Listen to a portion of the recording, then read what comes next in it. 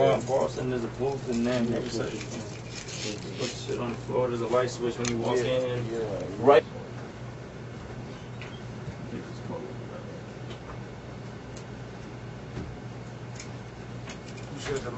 Yeah, man, we up in the studio. Yeah, say something for the camera, man. Who they want? Who they want? Flip. Flip. Who they want? Who they want? Flip. Flip. Clover G, La Familia. My boy over there, Clover G. Clover G. I better give him. That's the next up, man. Yeah. Let them know who you is for Louisiana DVD. Who C Lee. Yeah. Oh, y'all know the rest. Straight up, man. Clover G, La Familia, man. Fam. I'm a new addition to the fam. He been in there for years, though. New addition. Man deep in Not Rick the Bible.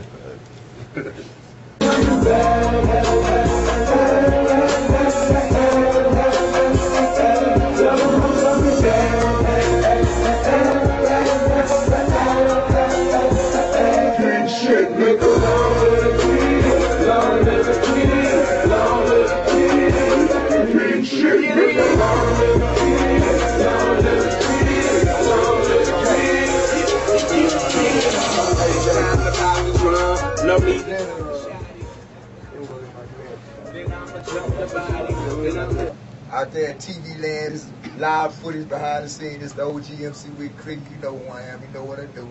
Check this out. Right now, I have the privilege of interviewing somebody that's representing H-Town, that's been doing this thing for a minute. Y'all know him as Flip Gates. Y'all know him as Lil Flip. You know what I'm saying? Anytime, what all y'all call him.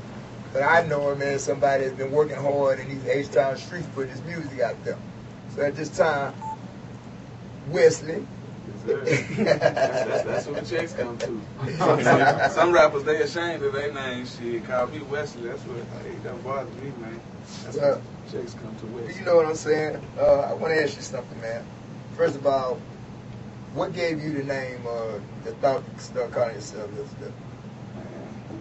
It was really two reasons. One, of course, I used to flip. I flip off or whatever. I didn't take gymnastics or nothing, but I used to just flip. And then two, like the style that I rapped on, ESG's By the Club, By the House, well, that was our song together with. It came out on his album.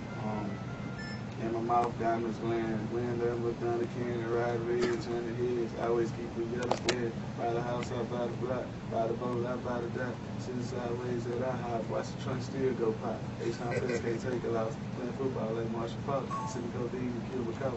Bulls up there like, yeah, so basically, that was the style that I used to always rap. You know what I'm saying? So just running we call it flipping. That's what we call flipping. So between them two things, man, you know, that's how I got the name Lil Flip, man.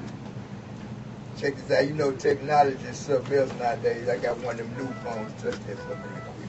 Now, I got another question for you. Because everybody down here in H-Town, all they talk about is, you know, screw this, screw that. It's a matter of Screw. That's my little homie, you know. Man, rest in peace to Screw. Yes, and, as you know, I'm one of the first persons that gave his first job down here in H-Town. A lot of people didn't believe in him in the beginning.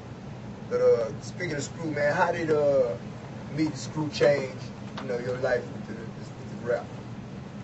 Well, meeting Screw was kind of like meeting the Lord of the underworld. You see what I'm saying? Like it was like he was kind of a myth. I learned a lot from Screw. You know, he never let the fame go to his head. He didn't Very care. humble. Yeah, he didn't care about the shining and you know stuff like that. So me meeting him, I was able to go do concerts, freestyling on other people's beats at, 18 years old, and 1,500, 1,000 years. So, and I met him a few times because I used to hang with C-Note, you know what I'm saying? Shout out to Mommy C-Note, yeah.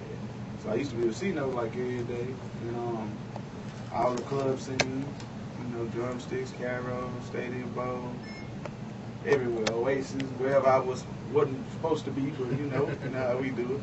But I remember seeing him at Stadium Bowl and approaching him. Then after that, I met him at Club Unique on South Main where I used to do the freestyle battles. And it was him and ARD, and I had a little tape. I think I had G's and Ballers.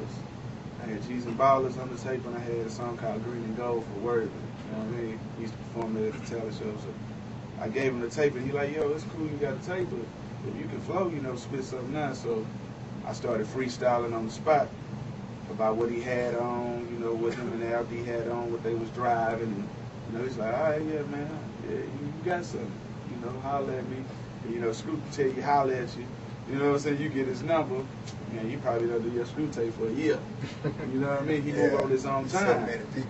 but what I also learned was that he didn't rush the music, he let the music happen instead of forcing something. Like, that's one of the biggest lessons that I really learned from him. But basically, after I met him, man, I was able just to do a lot of features, man.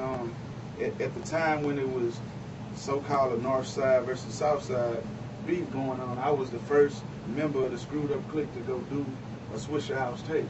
If you go get OG Run CI-45, son, We Blow Endo, like one of the biggest freestyles on Swisher House, period. And I broke that barrier, man. So by me unifying the North and the South, man, from DJ Screw, that was basically his goal. You know what I mean? Because he used to put music like the Fifth Ward Boys, Big Mike. He used to put out everybody's music was on Screw tapes. To just come back on what you were saying, man.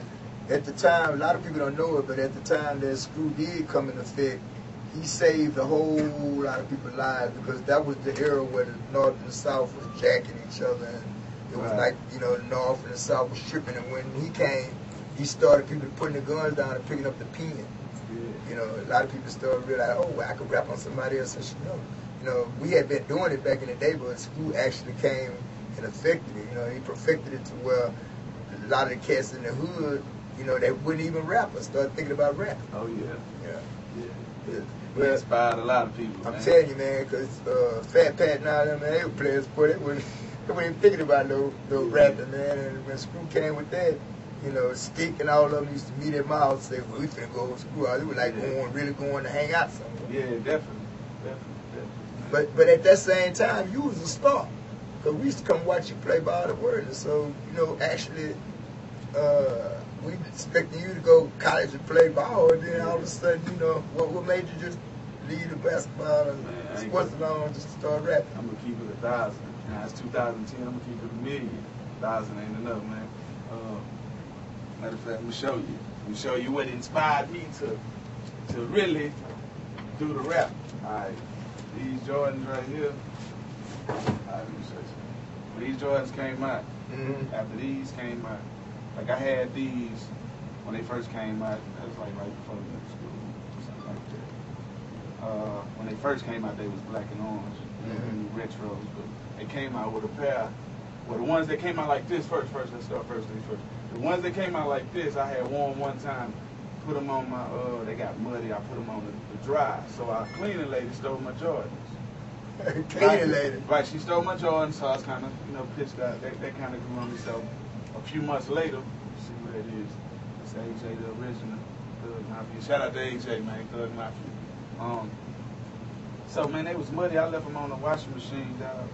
And cleaning lady stole my J's, so that kind of pissed me off. So a few months later, they came out with the version with the suede on the toe. It's like red on the toe, red on the side. Now, if you wore a size 8.5, which that's what I wore, you know what I'm saying? You got the ones with the leather. You got leather on your toe. You ain't get the suede. And if you got the suede, you see this part of the Jordan? They stick out right here.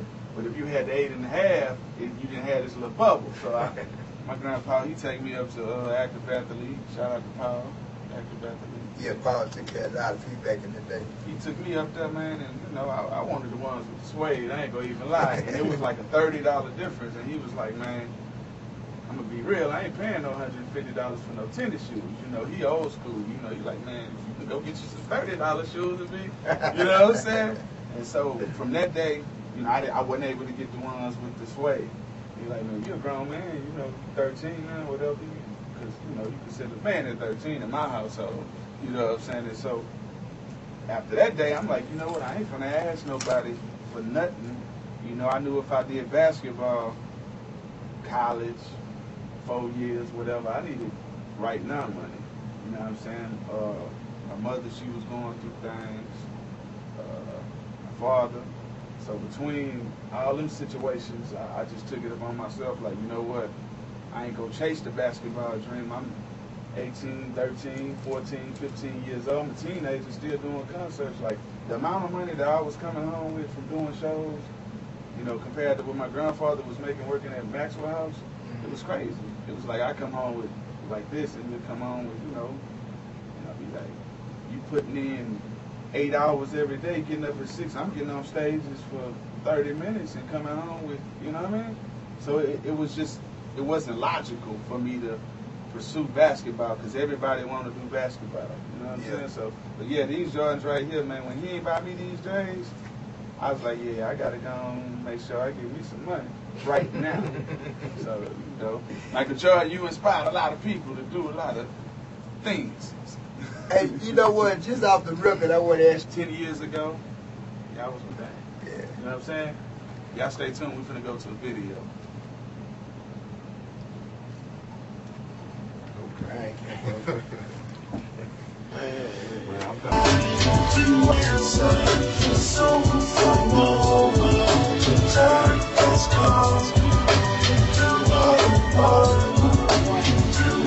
I got the world on my shoulders, I can carry the load. And rule one in the streets is don't marry a hoe. I'm 27 now, I'm not a little child no more. So I don't party at the club and act wild no more. My life real, so I really don't smile no more. Except when I see my kids, nigga, fuck around here. Cause they only love you when you on top of the billboard. And it's up to me since y'all tired of being bored. I'm so low.